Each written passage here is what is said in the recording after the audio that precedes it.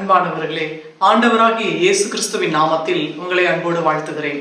ஆண்டவர் உங்களை ஆசீர்வதிக்கும்படி, உங்களோடு பேசும்படி சில வசனங்களை வாசிக்கிறேன். எசேக்கியேலின் புத்தகம் 20ஆம் அதிகாரம் 19-20. உங்கள் தேவனாகிய கர்த்தர் நானே, நீங்கள் என் கட்டளைகளில் நடந்து என் நியாயங்களை கைக்கொண்டு அவைகளின்படியே செய்து என் ஓய்வு நாட்களை பரிசுத்தமாக்குங்கள். நான் உங்கள் தேவனாகிய கர்த்தர் என்று நீங்கள் அறியும்படிக்கு அவைகள் எனக்கும் உங்களுக்கும் அடையாளமாயிருக்கும் என்றேன். பாருங்க, ஆண்டவருடைய வார்த்தைகள் விதமாய் சொல்லுகிறது, உங்கள் தேவனாகிய கர்த்தர் நானே. அப்ப ஆண்டவரை நீங்க சொந்த ரட்சகரா ஏற்றுக்கொண்ட உங்களுக்கு ஆண்டவர் சொல்லுகிறார், உன் தேவன் நான், உன் தேவனாகிய கர்த்தர் நானே, நீங்கள் என் கட்டளைகளில் நடந்து என் நியாயங்களை கைக்கொண்டு அவைகளின்படியே செய்து என் ஓய்வு நாட்களை பரிசுத்தமாக்குங்கள் அப்படின்னு சொல்லி ஆண்டவர் சொல்கிறார். பாருங்க, இன்னைக்கு நான் ஆண்டவரோட பிள்ளை, நான் ரட்சிக்கப்பட்டிருக்கேன், இயேசுதான் எனக்கு உயிர், இயேசுதான் எனக்கு எல்லாமே, அவர் இல்லைன்னா நான் இல்லை, இப்படின்லாம் நிறைய பேர் டயலாக் பேசுவாங்க. ஆனா தேவாலயத்துக்கு ஒழுங்கா வர மாட்டாங்க. கடவுளுக்கு கொடுக்க வேண்டிய அந்த கனத்தையும் மரியாதையும் அவங்க செலுத்தணும். ஆண்டவருடைய பிள்ளைங்களுக்கு அடையாளம் எது அப்படின்னா, ஓய்வு நாளை பரிசுத்தமாக்குவது. ஆண்டவர் 6 நாள்ல என்ன பண்ணாரு, மனிதனுக்கு தேவையான அத்தனையும் படைச்சு கடைசியா மனுஷனையும் படைச்சு 7ஆம் நாள் ஓய்ந்திருந்தார் என்று வேதவசனம் சொல்லுகிறது.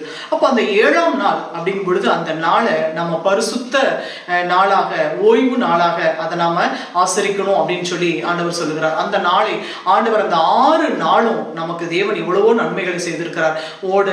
ஒடியார கைகள்ல கால்கள்ல நல்ல பலன் தந்து வேலைகள் செய்ய எல்லாவற்றுக்கும் ஆண்டவர் கூட இருந்து இந்த 6 நாளும் நம்மையும் நம்ம குடும்பத்தை கர்த்தர் கிருபையாய் பாதுகாத்திருக்கிறார்.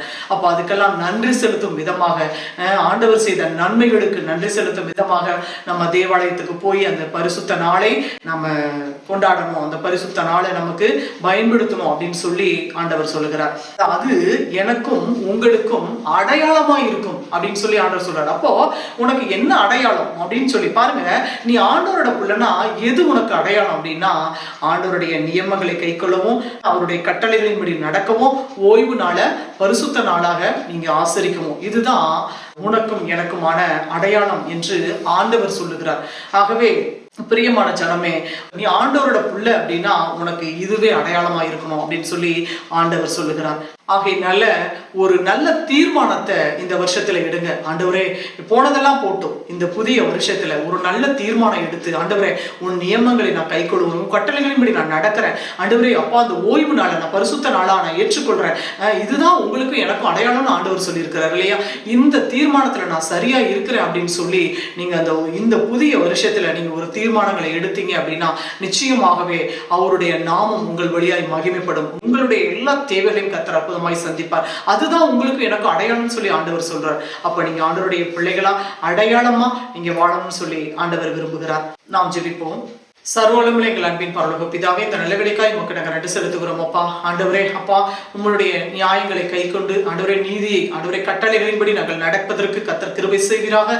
ஆண்டவரே ஓய்வு நாளை பரிசுத்த நாளாக ஆசரிக்க கர்த்தர் எங்கள் ஒவ்வொருத்தருக்கும் நீர் கிருபை செய்வீராக. அதுவே எனக்கும் உங்களுக்கும் அடையாளமா இருக்கும் என்று உம்முடைய ஆண்டவரே ஜீவனுள்ள வார்த்தை சொல்லுகிறது தகப்பனே. ஆண்டவரே உம்மை ஏற்றுக்கொண்ட ஜனங்களுக்குள்ளே ஆண்டவரே ஒரு நல்ல ஆண்டவரே அப்பா, இந்த நல்ல ஒரு தீர்மானத்தை நீர் தந்தருள வேண்டுமாய், தீர்மானம் எடுத்து இந்த காரியங்களிலே உண்மையாய் உத்தமமாய் நடந்து கொள்ள கர்த்தர் நீர் உதவி செய்ய வேண்டும் என்று சொல்லி நாங்கள் ஜெபிக்கிறோம் அப்பா. நீர் உதவி செய்தபடியால், உம்முடைய ஜனங்களை நீர் ஆசீர்வதித்தபடியால் உமக்கு கொடான கொடி நன்றி. இயேசு ரட்சகரின் நாமத்தில் ஜெபிக்கிறோம் பிதாவே, ஆமென் ஆமென். பிரியமானவர்களே, ஆண்டவர் உங்களுக்கு எதை அடையாளம் என்று சொல்லுகிறாரோ அதன்படி நடந்தால் நீங்கள் ஆசீர்வதிக்கப்படுவீர்கள். God bless you.